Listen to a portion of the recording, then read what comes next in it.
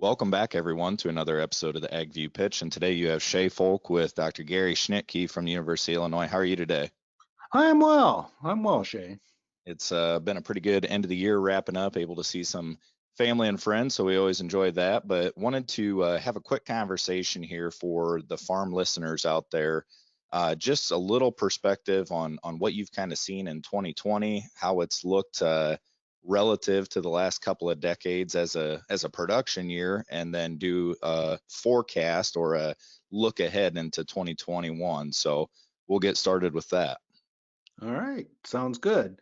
Well, 2020 was a an interesting year. Let's just say that after COVID-19 control measures hit, we were very concerned about prices and the resulting profitability that would happen. Livestock farms had a poorer year. Dairy, pork, beef, all of them got hit hard, particularly as production disruptions hit their markets hard and resulting prices. Grain farms looked poor, but the amount of federal aid that has come through CFAP and now another round looks like it's coming forward as a result of this recently passed legislation, and prices have rebounded really well. So 2020, with those stronger prices, overall pretty good yields in Illinois, less so in Iowa, but pretty good yields in Illinois. We're looking at reasonably good incomes in 2020 with probably most farms having incomes above last year. And overall, that federal aid and those higher prices have helped us quite a lot. So we've all heard the numbers there, federal aid accounting for anywhere from 30 to 35% of gross farm income in 2020. And we've seen that kind of across the country in areas where producers were able to capitalize on both yield and pricing, as well as some of these federal payments. What we're starting to see on the consulting side of the industry is farms are just now kind of being made whole. You know, they had a real good year, but when you look at the last 4 to 5 years, it's actually just kind of making them whole again. But with good field work conditions in the end of 2020 here, we had some real good weather pretty much throughout the Midwest, a little dry in some areas. I know there's a lot of farm operations out there hoping for moisture, whether in the form of snow this week or rain as we move into spring. A lot of optimism out there. One thing that I wanted to touch on briefly with the profitability that we saw in 21, as far as that profit management and how this year looks compared to years over the decades, what might be some key factors and considerations, especially with all of the craziness that we have going on right now as we move into 2021, in particular, looking at inflation, interest rate, where they are historically. What are some of the key things producers should be thinking about? Yeah, that's a good question, and you're absolutely right. Since 2013, we've had some lower income years, and we need some higher income years just to keep us where we're at. 2021, I guess the first thing you would want to think about is what you're going to do with these prices now, and selling some grain probably isn't a bad idea. I mean, we've had prices above where we thought they were. I don't know exactly where they're going to go from here, but you know, getting some of that priced would be a good thing. I personally do not see interest rates rising in the near future because we're going to have pretty accommodative policies moving forward as far as interest rates. You know, if I were a farmer and don't sell land, that will likely be a good asset moving forward. And while you wouldn't say now is the right time to buy farmland, you might consider it because if you look at the assets that are out there, there's nothing. I mean, do you want to go in the stock market? Do you want to go into these very low interest rate environments? So maybe think about land if you're moving forward. I would say if you have the opportunity, do anything that you can to enhance profitability on that operation, where that might be tiling farmland, it might be improving storage on that facility, it might be, and it obviously all those things are farm specific, but you know, take some of the income that we had and maybe improve in the operations so that we have profitability, more profitability moving forward. We've had many farm operations this year talk about, and in different regions talk about, we farm for the 3 years out of 10 or the 2 years Mhm. out of 10, depending on where you're located, depending on your industry. As commodity producers, though, that can be very, very true. So what I hear you saying is take advantage of this opportunity, make some of those improvements, continue to invest in the business. One thing that I want to look at and go back to real quick is on those interest rates. There's different conversations on that. So why do you feel that that's not a concern as we move forward here? Can you elaborate on that a little bit more? Well, it will be a concern in the long run, but I think as we're looking at the short run, um, federal policy administrators have a vested interest in keeping interest rates low.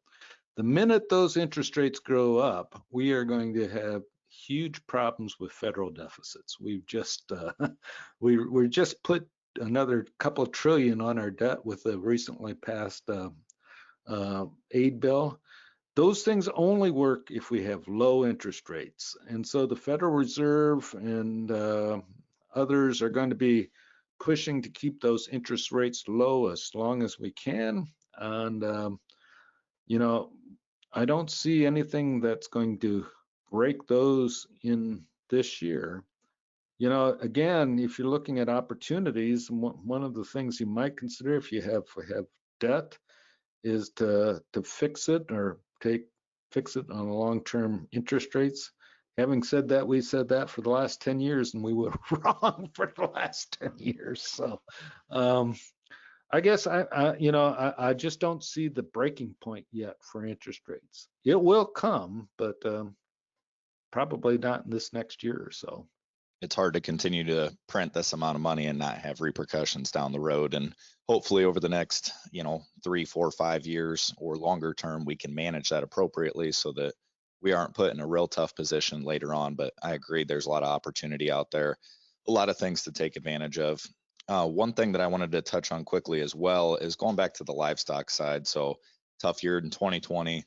That's a pretty national thing that we've seen. Mhm. It's not regional.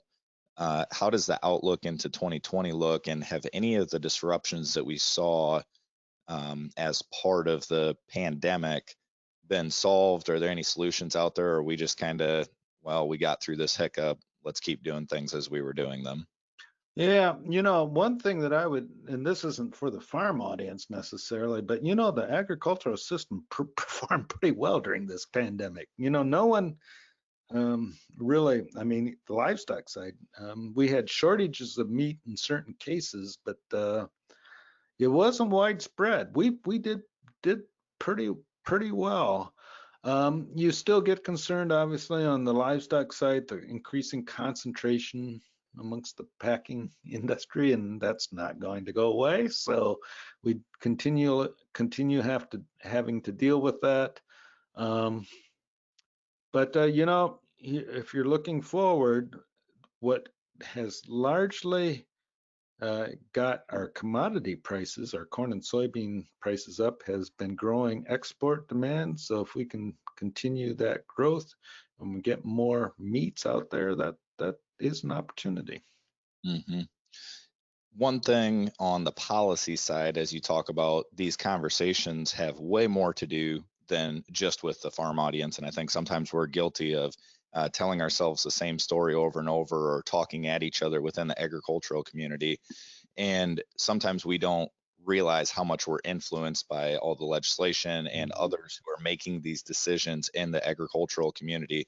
So, is there any policy or legislation or things in the works out there that farmers should be aware of or be thinking about as we move into 2021 that could significantly impact agriculture as we move forward? Yeah, one would expect, and this is an open question. Obviously, as we're moving into a Democratic administration, climate climate concerns and environmental concerns are going to be more important, not less. So whether we like it or not, those things are headed our way, and we can either try and make them an opportunity, and maybe on the grain side we can work on something to get additional payments associated with climate mitigation in whatever form that is. But those things are coming, and as we all know, so get ready for them, I guess, and be prepared for the arguments. In particular, on the livestock side, the arguments that that meats are somehow environmentally unfriendly and have to be countered some way. So be prepared to do that. I think diversification within the crop and livestock operations that are out there will definitely be beneficial moving forward if they want to continue to have a play in the livestock industry. And I think what you said there was key of it's coming whether we like it or not. And there are going to be a lot of opportunities for folks to take advantage of, for farm operations to take advantage of, particularly on the grain side. Just make sure our voices are heard, that we're talking to the right people and helping to shape this any way we can as we move forward. Any last thoughts here as we wrap up, as we review on 2020, outlook into 2021? Well, I would say take advantage of the opportunities and enjoy these, particularly for grain farms, these good prices that we're having, and enjoy them while they last. Right. We'll bookmark it today. It's December 28th at 9 o'clock in the morning. We have 452 cash corn, 1250 soybeans, prices we haven't seen in a long time outside of a brief stretch in 2019.